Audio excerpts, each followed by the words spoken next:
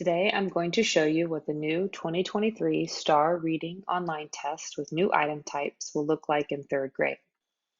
As you know, the STAAR test is changing. In 2023, all students will take their Reading STAAR test online. Many of the questions and how they are formatted will look different from past tests. To help you become more familiar with the new format, I'll be working through one passage from the third grade online sampler of new question types found on the TEA website. Angela here from Custom Classroom, helping make test prep simple.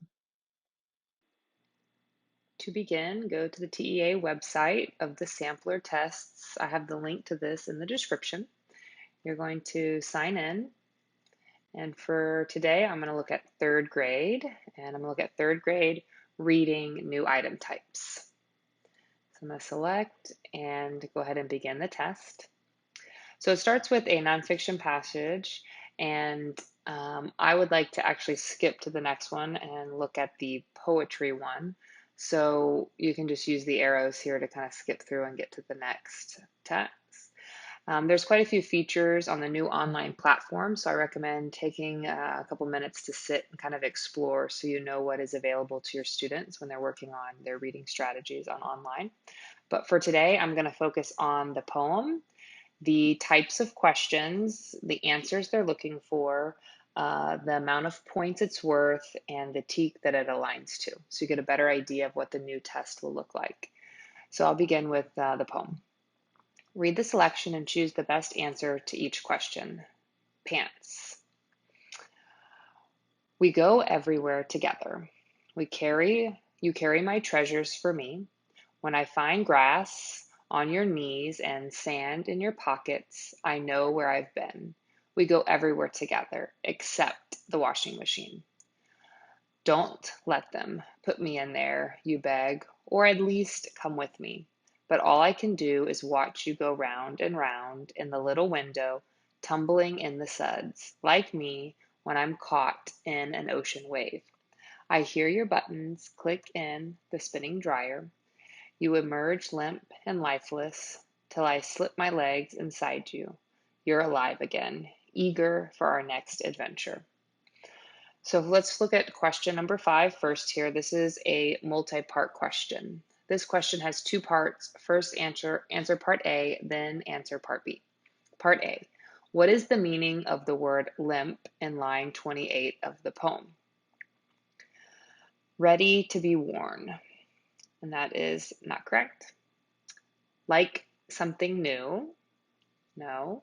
Weak and without shape, well, that makes sense because it's coming kind of lifeless, so that's weak without shape. Or fresh and without dirt, no. So the answer is C here. Let's look at part B. Which word from the poem helps the reader understand the meaning of limp?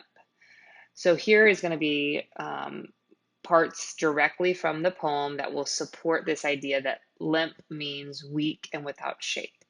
So the word spinning, lifeless, that seems to make the most sense. Slip and inside. So lifeless lets us know that limp means weak and without shape. So this is a question that is worth 2 points, and it is also a context clue question, which is 3.3b. All right, let's look at number 6. Based on lines 1 through 11 of the poem, what does the speaker like best about his pants? Select 2 correct answers. So this is a multi-select question. There's 2 correct answers. The pants carry special things for me. Yes, because he's talking about the things in the pocket in the beginning. The pants remind him of places he has gone. Yes, because he talks about everywhere they've been together. The pants have spots on both knees. That's not really that important to like about it. The pants hold lots of sand. No. The pants are able to talk to him, which is not true. Okay, so this one is the first 2 are correct here. This question is worth 2 points, and it is a inference question, 3.6f, because you have to infer that these are what he would like about it, and these other things are not necessarily things you would like. All right, number 7. Read lines 17 through 24 of the poem. Which line best shows that the speaker stays close to the pants even when he is not wearing them? So here is an interesting new thing you see online here. when you're showing a text evidence question, there might be what's called hot text, where the students can actually select parts from the passage. So here we're going to reread this and see which of these lines supports that they want to stay together. But all I can do is watch you go round and round in the little window, tumbling in suds like me when I'm caught in an ocean wave. So here, watch you go round and round is the best thing, because he's saying that that's all he can do, is he's actually there watching them go round and round. So that shows that they are close even when he's not wearing them. All right, so that question is worth 1 point, and it is a text evidence question, which is 3.7C. All right, let's look at question 8. Question 8 is a short constructed response, one of the several ways that writing is getting added into this test. Read the question carefully, then enter your answer in the box provided. In lines 20 through 29, what is the most likely reason the poet uses imagery to describe the pants getting washed? Support your answer with evidence from the poem. So here, this question is worth 2 points, and students are going to have to look back to kind of toward the end here of the poem and try to figure out why it's so important that he's describing the pants. So here is an example of what a correct answer might look like. Imagery is used to personify the pants and treat them like a human. The speaker in the poem talks to the pants like he does in the last few lines of the poem. You're alive again, eager for our next adventure. So students will have to answer the question as well as include direct parts from the actual passage or text to support their answer. So this is a figurative language question, which is 3.10D. All right, question number 9. So here's where the long form essay is going to be included in the writing test. It says, read the poem Pants. Based on the information in the poem, write a response to the following. Explain the relationship between the poet and the pants and how this relationship is developed by the poet. Write a well-organized informational essay that uses specific evidence from the poem to support your answer. Remember to clearly state your central idea, organize your writing, develop your ideas in detail, use evidence from the selection in your response, use correct spelling, capitalization, punctuation, and grammar. Manage your time carefully so that you can review the selection.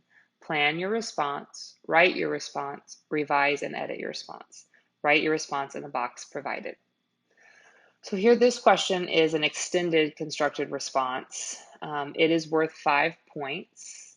A correct response would involve the student providing an extended response explaining that the poet or the speaker has a special connection to the pants and treats them as if they were a best friend.